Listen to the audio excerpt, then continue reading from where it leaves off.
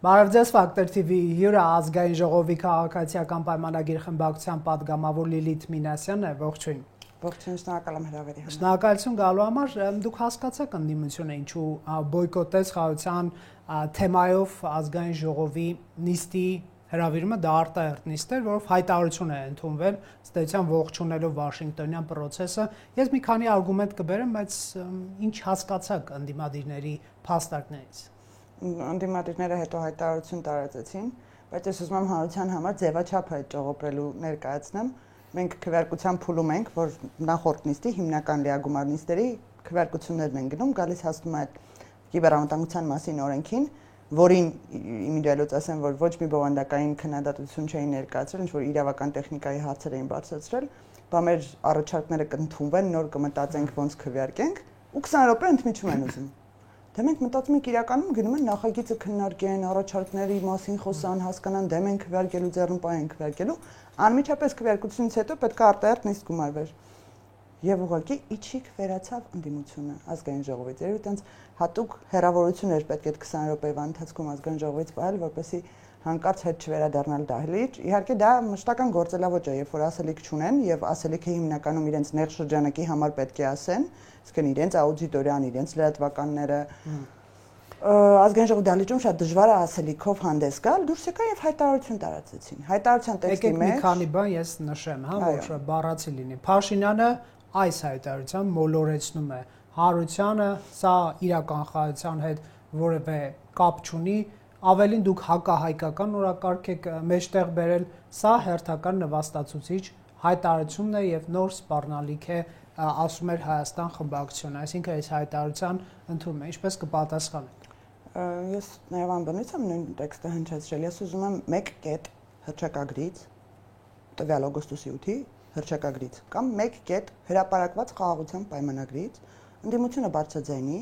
թե այդ կետերից որ մեկն է, որ չի բխում Հայաստանի Հանրապետության պետական շահից, կամ որ կետն է, որը նվաստացնում է նրանց արժանապատվությունը։ Գերիները չեն վերադառնում։ Այդ կետը չկա պայմանագրում, ասում եմ, որ կետն է, որ կա պայմանագրում։ Նախ առաջինը, մանեկան 3 կետ գտան։ Առաջինը գերիների հարցը, Լեռնային Ղարաբաղի ժողովրդի վերադարձի իրավունքը եւ Լեռնային Ղարաբաղում մշակութային ժառանգության պահպանությունը։ Եվ տարածքների օկուպացիայի հարցը Հայաստանի Հանրապետության։ Եվ տարածքների օկուպացիա 2 ամիս է անցել օգոստոսի 8-ից, նրանք այլ հնարավոր մեկնաբանություն չեն կարողանում գտնել, որպեսզի թիրախավորեն խաղաղությունը,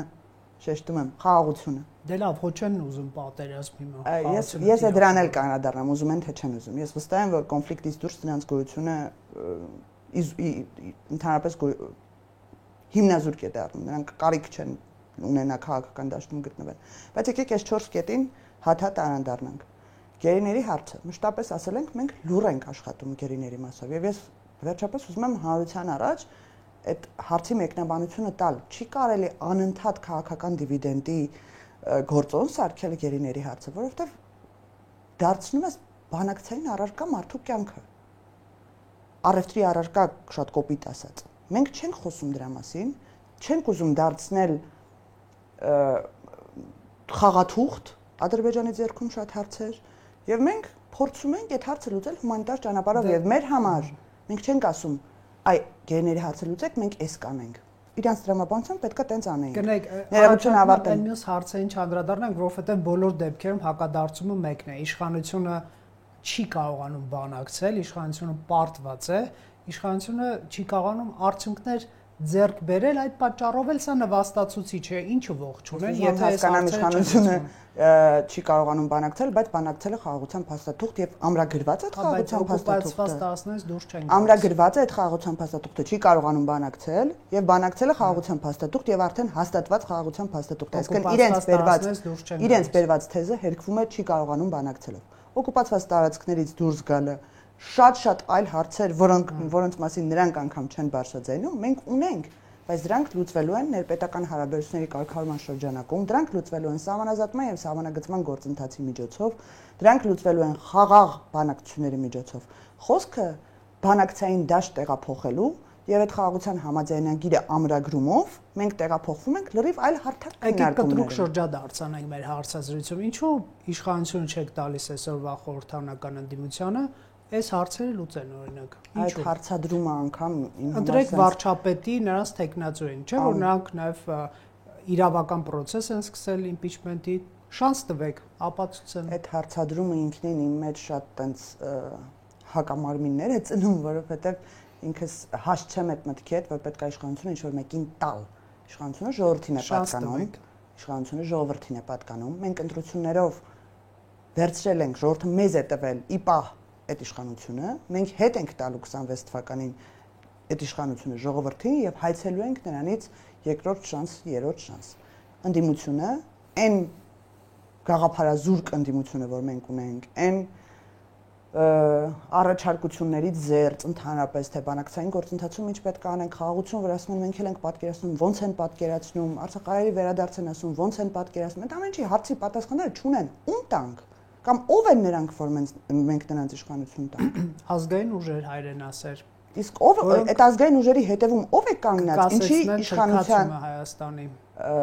process որ դուք եք առաջ։ Ինչպես գիտեք շատ մեծ վերականգնելով դաշնակցի հետ հարաբերությունները օրինակ։ Մենք դաշնակցի հետ հարաբերությունները չենք փչացնում, որ մի հատ նրանք վերադարձնեն։ Համենայն դեպս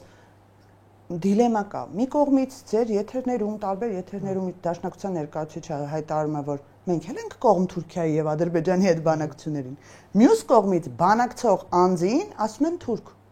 Ես այդ դիլեմայի մեջ չեմ կարողանում այդ կոգնիտիվ դիզոնանս իրենք իրար մեջ չեն հասկանում իրականում ինչպիսի խաղաղություն են պատկերացնում, որն է խաղաղություն ասվածը, ինչ է նշանակում բարեդրացիական հարաբերություններ հարևանների հետ։ Չէ, օրինակ դες օրինակ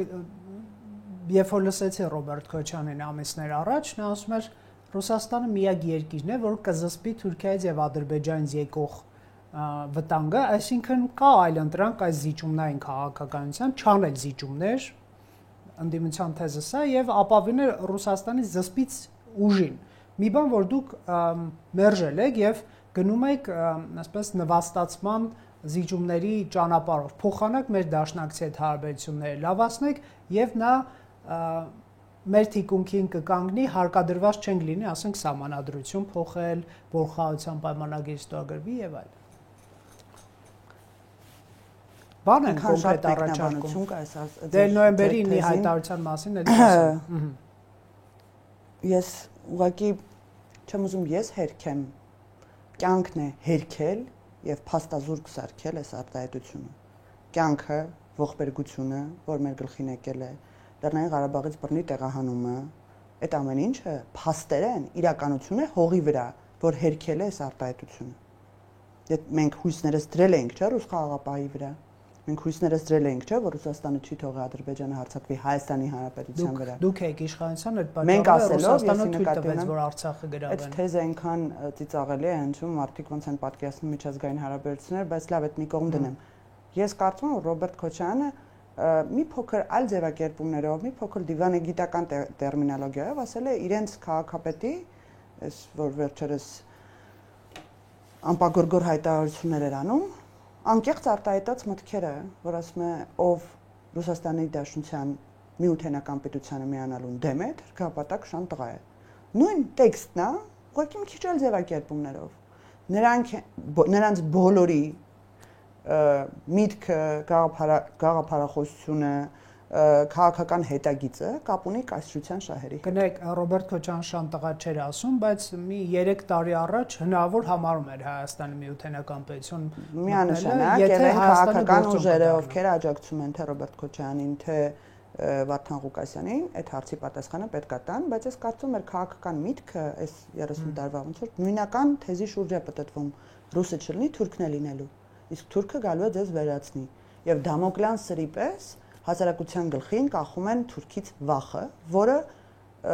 ունի իր հիմնավորումը ենթագիտակցական մակարդակում, գենետիկ մակարդակում, գենետիկ հիշողության մակարդակում, բայց հակադարձ քաղաքականությունը, որ առանց հարևանների հետ հարաբերությունների կարգավորման Հայաստանի գոյության հարատևումը անհնար է,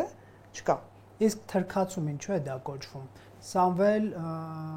Կարապետյանն էլ բանտից երբ որ ուղերձներ է հղում երբեմն նույն սցենարի շուրջ է պատտվում բառներն է օգտագործում նույն սցենարի շուրջ է պատտվում նույն արտահայտությունները նույն բառամթերքը օգտագործում է կոմունիստ Վարդան Ղուկասյանը նույն բառամթերքը օգտագործում է Դաշնակցությունը Ռոբերտ Քոչարյանի հետ համատեղ գրեթե նույն տերմինոլոգիան մի քիչ ավելի մեծ պատկերացումներով Հանրապետական կուսակցությունը վերջերս նաև Լևոն Տեր-Պետրոսյանը ես եմ ասել որ դա մեր հայ քաղաքական մտքի էս վերջի մեր անկախության օրոք հայ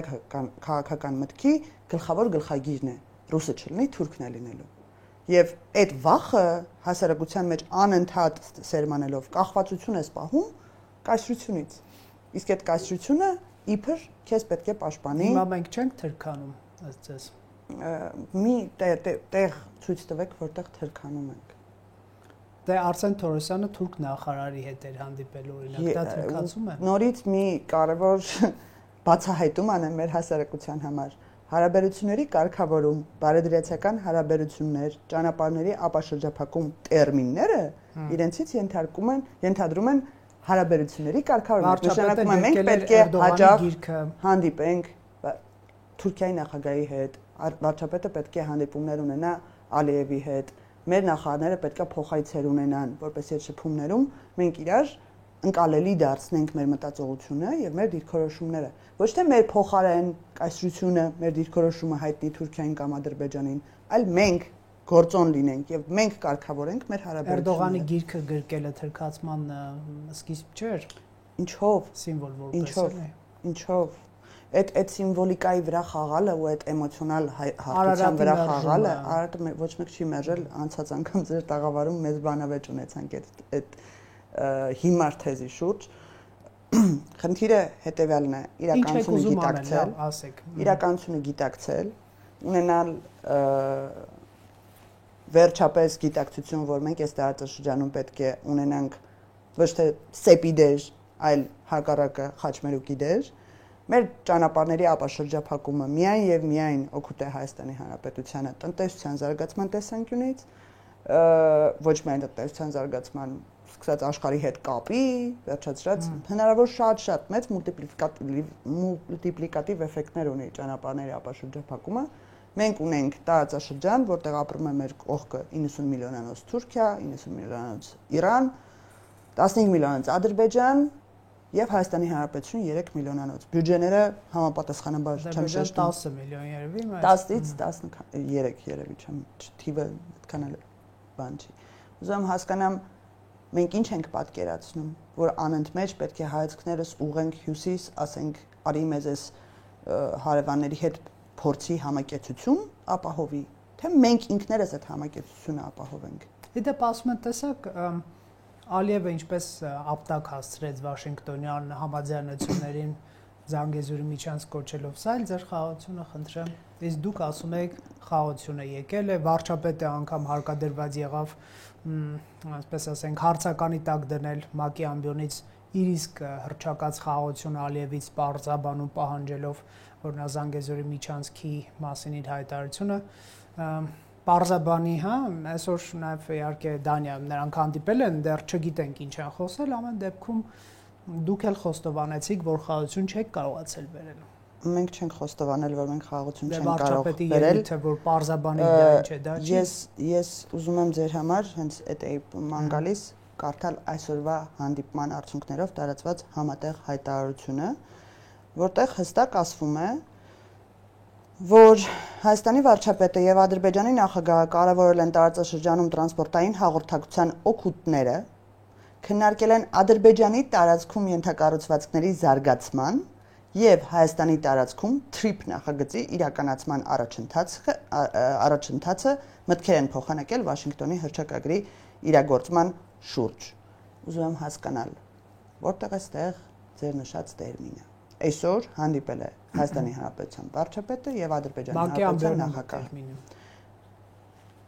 Այսօր հռչակված համատեղ հայտարարություն։ 3 օր առաջվանը չլսենք, ձևացնենք որ չենք։ Վարչապետը երեք իմ հարցին ունի պատասխան, ասաց, մենք ուզում ենք հասկանալ ՄԱԿ-ի ամբիոնում հարց է հնչեցվել։ Ինչի նկատի ունի Ադրբեջանի նախագահը այդ տերմինը ասելով։ Եթե ի նկատի ունի հորադիզից եկող ճանապարհը, որ գտնվում է Ադրբեջանի տարածքում։ Զանգելան հորադիզ։ Ինչ անուն ուզում են դնեն։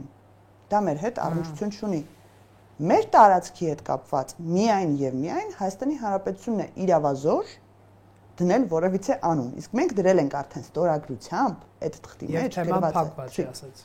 Այո։ Դե եկեք մյուս թեման բացենք։ Ինչու են դաշնակցականներ մեղադրում այսպես պատերազմական կուսակցություն լինելու մեջ,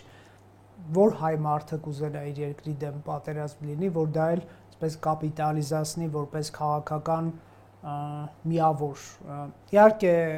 փաստ այն է, որ Ադրբեջանի ռազմական ագրեսիաների ժամանակ մենք տեսնում ենք Երևանի փողոցներում ընդդիմադիր այսպես շարժումներ, չէ, բայց դա չի նշանակում է, որ նրանք այսպես Ալիևի հետ կապի մեջ են, որ դու հարձակվիր, մենք գրավենք իշխանություն։ Նրանք ուղղակի հարցեր են բարձրացնում, որ հրաժարական տվեք, մենք ավելի լավ կդիմագրավենք թշնամու հարձակմանը եւ այլն, մի զիջեք, Արցախը պահեք, ես հիշում եմ էլի լոզունգները։ Ես չեմ տեսել պետություն, որտեղ պատերազմ է, որտեղ սահմանին զինվոր է զոհվում եւ Երևանի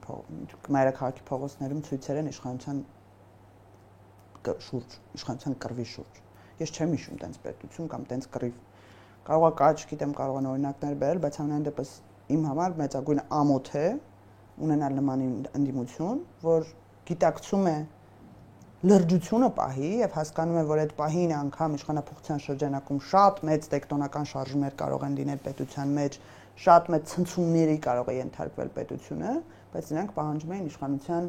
փոխանցում եւ կարծես իշխանությունը տենց գետնի վերադրած մի բան է, մենք պետք է վերցնենք տանք իրենց։ Ինչ վերաբերում է պատերազմի եւ խաղաղության շուրջ այդ դիլեմային, հաճախ են լսում, շատ տեղից եմ լսում, որ ասում են Ինչ եք ասում, մենք խաղաղություն չենք ուզում, ով է ասել, որ մի հայ մարդն է, որ խաղաղություն չի ուզում։ Ես ուզում եմ հիշեցնել, դեռևս 20 թվականից առաջ շատ հանրային գործիչներ ու ոչ քաղաքական անգամ, երբ խոսք էին հնչեցնում գետ փոքր խաղաղության վերաբերյալ, խաղաղությունը գործիքայնացնելը նշանակում է հարաբերություն ճշնամի պետության հետ, դա է խաղաղությունը։ Երբ մեկն ու մեկը հանկարծ խոսար, որ Ադրբեջանի հետ պետք է հարաբերություն կարգավորել, ցցի էին հանում նույն դաշնակցությունը, ցցի էին հանում։ Թուրքի հետ խաղաղությունը ո՞րն է, այդ արտահայտությունը քիչ ենք լսել։ Այդ ոնց եղավ, որ իրանք դեմ չեն խաղաղությանը։ Ես կրկնում եմ եւ նորից եմ ասում, նրանք ծնվել են ֆիդայական շարժումների շնորհիվ, նրանք ի հայտ են եկել քաղաքական դաշտ կոնֆլիկտի շնորհիվ եւ նրանք շարունակում են մնալ կոնֆլիկտի ջատագով եւ եթե կոնֆլիկտ չկա, նրանց գոյությունը անիմաստ է։ Իմաստը ո՞րն է։ Որովհետև սնվում են դրանից։ Ոնց են սնվում։ Ես խորապես համոզված եմ, որ այն թեզերը, որը հնչում է հյուսիսից, կրկնում է այստեղ դաշնակցությունը։ Հյուսիսը Վրաստանը նկատի ունեք, ճիշտ եմ, թե Լոռին նկատի ունեք։ Ոչ այն, ինձ թվում է մեր հեռուստալսողները ինձ շատ լավ հասկանում են։ Այդ թեզերի սփռող այստեղ դաշնակցությունն է, եւ դաշնակցությունը, ինչպես շահառուն նաեւ հյուսիսն է, կոնֆլիկտի հարատևման Հայաստանի Հանրապետության նույնպես դաշնակցությունն է այդ կոնֆլիկտի շահառուն, որտեղ միայն այդ պարագայում նրանք կարող են անդադ, նրանք մշտապես ընդդիմություն են, էլի, կամ կոալիցիայով ընդդիմություն են, կամ ոչ կոալիցիայով ընդդիմություն, բայց այդ թեզերը թե 88-ից սկսած է, 88-ից սկսած նայում եք հայաստանյան մամուլը, այն ժամանակ թերթեր են, հիմա ժողովուրդը չի կարող այդ ամեն ինչը դնել վերընթերցել, արխիվները բացեք, կարդացեք, դեմ են եղել անկախությանը, դաշնակցության բյուրոն դեմ է եղել անկախությանը եւ ասել է մենք պետք է սովետական միությունից չանկախանանք, մենք սովետական միությունն է միակ եւ անգնահատելի պաշտպանը Հայաստանի կամ հայ ժողովրդի, հայ ժողովուրդ են ասում, չեն ասում Հայաստանի Հանրապետություն, չեն ասում Հայաստանի քաղաքացի, այդ տերմինոլոգիան, այդ ամբողջ լեզվամտածողությունը, ապա միջև հիմա մնացել է, նրանք ընդհանրապես չեն փոխվել եւ 100 տարի առաջ էլ ա եղել։ Ես հորդորում եմ մեր լսողներին, խնդրում եմ կարդացեք դաշնակցական գործիչների 1918 թվականից թողած երկերը։ Հովանես Քաջազնունի, Սիմոն Վրացյան, ապշում ամարտ, երբ որ տեսնում է թե ինչ բառամթերք եւ ինչ տերմինոլոգիա եւ ինչ մտածողություն է եղել այն ժամանակ, ու մարդիկ կան իրենց մեջ, որ ինքնահայացման են գնացել։ Ու հիմա ինչ կարգի կրկնություն է։ Ինչ ոնց կարա 100 տարին այդքան կրկնողական լինի։ Հերքում են նաև ձեր հայտարարությունները 004 շրջաբերականի գոյության մասին։ Հերքում են, թող հրապարակեն իրեն 004 շրջաբերականը։ Դուք ասում եք, դա ապացուցում է, որ նրանք ուզում են Հայաստանը միութենական պետություն։ Դա գրված է, հստակ փաստ է։ Գիտեք, եթե մեզ մի բանում մեղադրում են, ասում են, օրինակ, խաղաղության պայմանագրի շուրջ դեբատները անսահման էին եւ ասում էին Սյունիքը հանձնում են միջանցք են տալիս ինչ որ պետքա եթե դուք հանկարծ մի քիչ հայրենասիրական բան ասեք դες գարլու են բռնեն գցեն բան սա ինձ տեքստեր էր հնչում հրապարակվեց այդ տեքստը փաստացի հրապարակեցինք այդ տեքստը այն ժամանակ երբ որ արդեն բանակցություններին վտանգ չէր սպառնում դե մի բան թողասեն այդ տեքստի հետ կապված կետերի շուրջ մի թեզ թողասեն չեն կարող ոչ մի բան մատնանշել հիմա նույն բանը մենք ենք իրենց ասում այդքան քննարկվեց է 004 շրջապերական հրապարակեք ձեր թույլը եթե գոյություն չունի ոնց հրապարակ իրանք ասում են ունի ուշադիր լսեք Արծվիկ Մինասյանը համեկում ստեղ ամեն մեկը մի տարբեր բան կասի կմոլորեցնի որ մոռանանք դրա մասին չենք մոռանալու դուք գրել եք որ Արցախի ճակատագիրը բառացի եմ ցիտում էլի եւ նաեւ Հայաստանի Հանրապետության ճակատագիրը պետք է տեսնենք մի հարցի շրջանակում որ Հայաստանի Հանրապետությունը պետք է մաս կազմի Ռուսաստանի Դաշնության միութենական պետության այդ ասում եմ Ռոբերտ Քոչարյան Դաշնակցություն Հանրապետական կուսակցություն այն կողքի այն մանր մունրները որ օրը մի հատ բացվում է հիմա ընտրական պայքարի համար չեմ շեշտում մեծերն եմ ասում նաեւ այս վերջերս Լևոն Տեր-Պետրոսյան այս բոլոր ուժերը անկեղծության նշույլ անգամ կարողա չարտահայտեն իրենց բառամթերքում, որտեղ տարբեր բաներ ասեն, բայց նրանց հավաքական անկեղծության գլուխը Վարդան Ղուկասյանն է, որը արտահայտել է այդ միտքը։ Ով դեմ է Ռուսաստանի Դաշնության միութենական պետության կազմտնելու մեջ, թուրք քաղաքապետակ շան տղա է։ Բայց դուք ասացիք Դաշնակցությունը կոալիցիայի անդամ է եղել եւ ընդդիմության այսպես տրամաբանության, բայց ոնց որ դուք էլ ընդդիմության տրամաբանության մեջ լինեք։ Եթե կա հակապետական հայտարարություններ արող քաղաքապետ կապ չունի Վարդան Ղուկասյանն է, չգիտեմ, ով ուզում է լինի։ Մարդը պետք է դատարանի առաջ կանգնի, իրավապանները պետք է այցելեն եւ այլ լուրջ էլի, այսինքն եթե նույնիսկ քպական որևէ նման ինչ որ մի գյուղապետ, ինչ որ քաղաքապետ անի նման հայտարարություններ, առնվազն որպես քաղաքացի ուզում ես դրա իրավական հետևանքները տեսնել։ Հիմա համակարծիք եմ, բայց կարծում եմ իրավական հետևանքների մասին խոսքը այլ քաղաքական Ոչ, դուք գիտեք ինչ մարտավարություն եք որդեգրում։ Ասում եք, այ սիրելի քաղաքացիներ, տեսեք, կան հակապետական տարրեր, որոնք մեր պետության, պետականության, անկախության դեմ են։ Որպեսզի նրանք հաջողության չհասնեն, ընտրեք մեզ։ Փոխանակ դուք իրավական գնահատականի դաշտ տանեք, եթե ես չեմ ասում դուք քննիչ եք, էլի, բայց պատգամավոր եք, ասենք հաղորդում տվեք թող դատախազությունը Կարծում դա հանրային հայտարարություն է, դատախազությունը եթե կա դրա մեջ իրավական տար կարող է կապիտալիզացիայի եք վերածում ես համակարծիք չեմ, բայց եթե անգամ այդպես եք մտածում, ես դրա փաստարկված պատճառը ունեմ։ Դուք ասում եք որպեսզի սրանք չհաջողվեն, ընտրեք մեզ։ Ես դրա այդ համակարծիք չեմ ինչի։ Ես չեմ կարծում, որ փոխանակ իրավական հետևանքներ ալեգորիա անցկացնեմ, բայց համարյա նույն բանն եք ասում։ Քաղաքացիների մեծ մասը մեզ աջակցող ամենօրյա կտրվածքով աննորմալ ձևին մեղադրանք հնչեցնում մեզ ոնց եք թողում սրանք խոսեն այս եթե ներողություն ավարտեմ չէ մարդիկ հայհոյանք են կներեք էլի մարդիկ հայհոյանք են դնում ասում են ով էսպես չի մտածում սրա տղա է դուք էլ այդ բանը անընդհատ կրկնում եք դուք պետության ներկայացուցիչ եք էլի ասենք դա իրավական գնահատական պետք է առանց ավարտեմ միտքս կհասկանաք ինչի մասն եմ խոսում հուսամ Մենակ Վարդան Ղուկասյանի մասին չեմ խոսում։ Բոլորի մասն է, կապ չունի։ Շատ քաղաքականացված մարդիկ կան, որոնք եթերներ ունեն, որոնք TV-ներ են գնում եւ այլն, եւ ասում են ո՞նց եք դուք թույլ տալիս սրանց գոյությունը։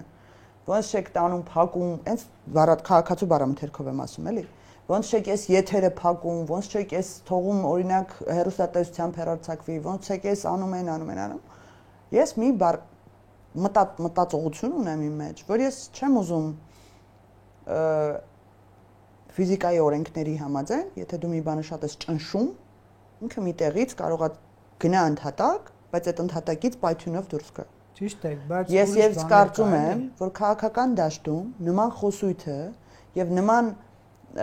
մտածողությունը, դա մտածողություն է։ Նորից եմ գտնում 30 տարուց ավել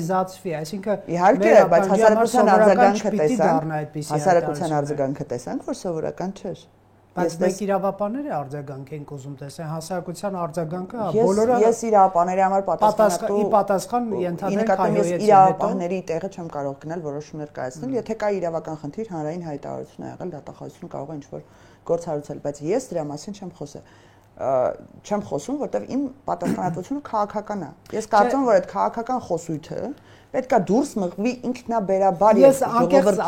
ժողովրդի արձագանքով։ Անկեղծ ասեմ, Նիկոլ Փաշինյանը շնորհակալություն, երեք ինքը այնպիսի ցնցող հայտարարություն արեց, խոստովանություն արեց, որ դա, այո, գանձ է։ Երբ որ ասում է, այդ դուք գանձ եք մեզ համար, դուք այնքան փայլ եք երևաք, այնքան մեր քաղաքականապես ինքը ճիշտ է ասում, էլի, այսինքն լուրջ մարդը անկեղծ ասեց, նման անձինք, երբ որ դուք ձեզ տանում դնում եք նման անձանց կողքը, դուք երևում եք ադամանդներ, հա, բայց եթե դուք լինեք ավելի առաջադեմ, ավելի Հայաստանի անկախությունը, ժողովրդավարությունը լավ համարող քաղաքական ուժերի մրցակից կարող է խամրի ձեր փայլը։ Դուք միշտ ուզում եք նմանների կողքում երևեք, որ փայլեք, որ չխամրի ձեր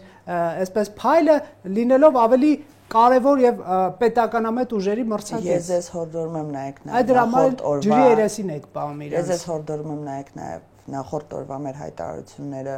երևի իշխանության падգամավորների 70%-ը խնդրում է, վաղաչում էր ընդդիմությանը լինել մի քիչ բովանդակային կամ գոնե նոր ընդդիմություն ունենանք։ Ունեք իմ երևի չասեմ քաղաքական նպատակ, բայց երազանքն է տեսնել քաղաքական դաշտում մեզնից առավել ադամանդով, ինչպես դուք ներկայացրեցիք ադամանդյա, ժողովրդավար քաղաքական ուժեր, որոնք ունեն շատ լայն աջակցություններ եւ մեր խորհրդանը կունենա այլ պատկեր։ Ես կերազեմ անկեղծ, որտեվ դա ինքնին մեր մասին է։ Մի տեսակ վստահություն չի ասեմ ինչի։ Վստահություն չի ներշնչում ձեր այդ անկեղծության պորտկումը։ Որովհետեւ եթե ես ամեն անգամ ամբյոնին մոտենալուց պետք է պատասխանեմ թուրք, ազգադավ, թրքապատակ, չորսենց նմանատիպ խոսույթի, ամեն անգամ նոր բան չի հնչում ես մարդկանց բերանից։ Ինքս ինձ լճացած եմ համարելու։ Ու նաև քննադատության տեսանկյունից, եթե մեզ օրինակ հուշում եմ ձեզ հարգելի ընդդիմություն, վերցրեք, գնացեք արտգործնախարարություն, գնացեք դիմեք այն մարմիններին, ովքեր օրինակ այդ TRIP-ի նախագծի շուրջ բանակցություններ են վարելու։ Դետալների մեջ մտեք, փորձեք բովանդակային առաջարկ ներկայացնել, որոնք բխելու են իրականում Հայաստանի Հանրապետության շահերից։ Քննադատեք սոցիալական ոլորտը, առողջապահության ոլորտը, ոլորտային քննադատությունը, որը մարդու կյանքի մասին է։ Անկամ գաղափարականը, իրական Հայաստանը անգամ չեք կարողանում քննադատել։ Ես հասկացել եմ, հենց այդ միտումով էլ դուք դաշնակցությանն եք թիրախավորում, որովհետև հեշտ է իրենց ասել, այդ տեսեք, ցանկ պատերազմի կուսակցություն է, պահանջատիրություն, հայ դաշնակցություն Ռոբերտ Քոչարյանի քաղաքական հիմքն է, այսինքն Ռոբերտ Քոչարյանը իրենց էլի այդ դաշնակցություն, որովհետև դուք ով է հիմնական քաղաքական միտք արտահայտողը, իրենք ռուսամետ են, քաղաքական օրակարգ բերող կուսակցություն ասեք, որի հետ ես պետքա բանավեճեմ հիմա։ Դե ես չեմ կարող կուսակցություն հիմնադրել ձեզ համար, որ դուք բանավեճեք։ Խնդիրը տեղ է, ու ես կարծում եմ, ես վստահ եմ, որ ես տրանզակցիոն ասեմ երևի, փոփոխության փուլն է Հայաստանի Հանրապետությունում, որ այն ուժերը, որոնք որ կոնֆլիկտածին են եղել դուրս են մղվելու քաղաքական դաշտից եւ ի հայտ են գալու իրապես ժողովրդավար անկախության ջատագով քաղաքական ուժեր։ Այս շրջանցեցիք վարչապետի այդ շատ կարևոր անկեղծ խոստովանության մասին հարցը։ Վարչապետը ի պատասխան է ասել Տիկին Խամոյանի, Տիկին Խամոյանի հարցն էլ տեղեական դերն է։ Ասել է, չէ, բայց վարչապետը։ Իհարկե, բայց տենց է։ Դե մենք չենք հերքում։ Դե դուք ուզում եք այդ տարածքում մնալ։ Որ գանձեն օրան մենք ուզում ենք այդ տարածքում։ Այո, դուք ուզում եք գանձերի հետ, այսպես ասենք, հայտնվեք նույն արտության մեջ։ Մենք ստեղծել ենք տարածք օրենքով, ազատությամբ քաղաքական ուժերի, ոչ քաղաքական ճնշումներով տարածք նոր կուսակցությունների ստեղծման։ Եվ շատ թափանցիկ խաղի կանոններ կան քաղաքական դաշտում։ Մենք չպետք է գնանք ինչ-որ գրպանային ընդդիմություններ ստեղծենք, էլի։ Քաղաքական ուժերը պետք է ի հայտ գան գաղափարական առումով։ Այդ գաղափարական պայքարի մեջ պետք է լինի ժողովրդի ընտրությունը, ոչ թե դատարկաբանություն։ Գիտեք, ես էլ եթե լինեմ իշխանության, շատ հեշտ կպայեմ իմ իշխանությունը, եթե իմ դիմացի ուժը ասում է, որ եթե դեմ եք միութենական պետությանը, ուրեմն դուք այսինչն եք, այսինչ եք եւ հայհոյանք դա։ Այնքան հեշտ է իշխանություն պահել նման պարագայում, էլի։ Բայց նենց եք մեղադրում, ոնց որ մենք ենք ստեղծել այդ ուժերը։ Չէ, ուղղակի նույն փոքր կուսակցությունները ստեղծում։ Հիմա օրենսդրական դաշտում շատ չգնանք, բայց ֆինանսավորման խնդիր կա, էլի դա։ Միայն մենք օրենքը փոխեցինք այնպես, որ անգամ նոր կուսակցություն չանցած բանը շեմը չհաղթարած խորհրդային չանցած ուժերը ֆինանսավորում են ստանում 3% պլյուս հավաքելու դեպքում։ Բայց օրինակ եթե ենթադրենք նոր ուժ է ստեղծվել, որը դուք ուզում եք պետությունը ֆինանսավորի նոր ստեղծող կարող են իրենց եկամտարկի ինչ-որ մաս ուղղել իրենց քաղաքական ուժի ֆինանսավորմանը։ Իհարկե այստեղ կոռուպցիոն ռիսկեր կան, այդ հասկանում եմ։ Եվ այդ նույն գրպանային ընդդիմության մեղադրանքն է գալու։ Ես կարծում եմ, որ կուսակցությունները այն ворթեգրած քաղաքականությունը, որը մենք ունենք, կարան ворթեգրեն։ Մենք նվիրատվություններով ենք ապրել մինչև հիմա։ Ու դա լավագույն ձևն է, եթե անգամ համախոհների քանակը ձեր քիչ է, այդ քիչ համախոհներով գաղափարապես այս դարում այլ դրա մասին խոսք չկա, երբ որ դու նոր գաղափարներ ես ի հայտ բերում, դու կարողանում ես լայն հետևորդների շրջանակ քո շուրջը համախմբել, ընդհանրապես մեկ լայվով դու կարող ես հսկայական տարածք բացել։ Խնդիրը գաղափարի ծնունդն է։ Ինչ-որ մասով համաձայն եմ իհարկե, բայց տեսեք, քաղաքական իշխանությունը նաև անում է հայտարարություններ, որոնք անհետևանք են։ Նախ Երևանի ավագանու ընտրություններում ՔՊԻ այդ ֆինանսական չարաշահումների մեղադրանքները հնչեցին, որ ստեցան մարդիկ նվիրատվություն են արել, բայց տեղյակ չեն, որ նվիրատվություն են արել։ Դա կներեք ինչքան էլ այդ քրեական գործը փակվի, ինչքան էլ վարչապետը Աժ ամբիոնից ասի, այ ինչ գլխարկով էր այդ նվիրատվություն անողը այդտեղ են հասել թեման, դա չի է, դուք այդ մեղադրանքից, բայց ինչքան հասկանում եմ, չեք խուսափելու։ Դա իրապես մեծ բիծ է, հա, քաղաքացիական պայմանագրի վրա, որպես կոռուպցիոն մեղադրանք։ Վարչապետը ասաց, կներեք, սխալվել ենք, ինչի մեջ եք սխալվել, մենք չիմացանք։ Կամ էլ ինչ-որ մի խոշոր փողատեր այդ գումարը բաժանել է, ասենք մի 500 հոգու մեջ, ասել է դու տար, կամ ինչ որ մեկը տարել է այդ մարդկանց անուններով ՔՊ նվիրատվություն է արել, չերևալու համար, որ դա մի հոգի է նվիրատվություն անող ու բռնվել է ըստ էության։ Հիմա եթե այս թեման այդպես է, չէ՞, սա կասկած է, սա ենթադրություն է, քանի որ մենք այդպես էլ չիմացանք այդ մարդիկ ինչու չգիտեն, որ իրենք նվիրատվություն են։ Այս թեմաները, քանի որ պատասխաններ չեն ստանում, նաև ձեր հասցեն գալու են կոնկրետ մեղադրանքներ։ Ես կարծում եմ, որ այս թեմաները պատասխաններ ստացել են։ Ես որ այս հարցազրույցը տեղադրեմ, պաշտոնական պարզաբանումները, թե որ վարչապետը ասես կներեք, որ սխալվել ենք, դա է պաշտոնական պատասխանը։ Բայց այստեղ կարևոր մի հատ շատ փոքր նյուանս կա, էլի։ Եթե դա մեծ կոռուպցիոն գործարք լիներ, ես վստահ եմ, ես ուղղակի համոզված եմ վաղուց դրա մասին ամփող չարությունը գիտեր եւ դուք խոսել եք։ Մարդիկ ինչու չգիտեն, որ իրենց անունով այդ տվյալները, չէ։ Մի հատ եկեք լոգիկայով, հասարակ պրիմիտիվ մարդկային լոգիկայով դատանի որոշումից հետո մեզ հարցում է եկել, մենք պատասխանել ենք, մենք տվել ենք անվանացանք, մարդիկ սկսել են հետաքննող լրագրողները սկսել են զանգել այդ մարդկանց, տեսնել արդյոք այդ նվիրատվությունները թիրախային են թե ոչ։ Այսինքն մարդն է կատարել այդ։ Եվ պարզվել է, որ մենք ենք տվել այդ տվյալները։ Հա, լավ է կարել, բայց ներողություն Ռոբերտյան ավարտեն։ Եթե մենք գիտեինք, որ մի հատ մեծ օլիգարխ ֆինանսավորել է մեզ ու տենց բաժանել է մի 100 հոգու միջև մենք կտայինք այդ տվյալները, թե չէ, պրիմիտիվ հարց եմ տալիս, էլի։ Կարող է տվել եք չմտածելով, որ լրագրողները զանգելու են։ Հետաքննող լրագրողին տալիս ենք անձնական տվյալ ու չենք մտածում, որ զանգելու են։ Այո, ես չեմ կարծում, որ մեծ ստրատեգներ են այդ որոշումները կայացրել այդքան հեռու գնալով։ Այսինքն մեծ ստրատեգ չեն, որ մի հատ օլիգարխի խնդրել են, որ 100 հոգու բաժանի փող, բայց մեզ ֆինանսավորի, բայց մեծ ստրատեգներ են անունները տալու։ Ես այս թեման այնքան են ծեծում ու ես սիրում եմ, որ լրագրողները պատկերացնում եք, մենք ուր ենք հասել, մեր ժողովրդավարությունը ուր է հասել։ Ես երջանիկ եմ ուղղակի, որ Հայաստանի Հանրապետությունում որ նվիրատվություն են անում, մեծագույն լրատվական ընկերությունները, գործակալությունները, լրատվականները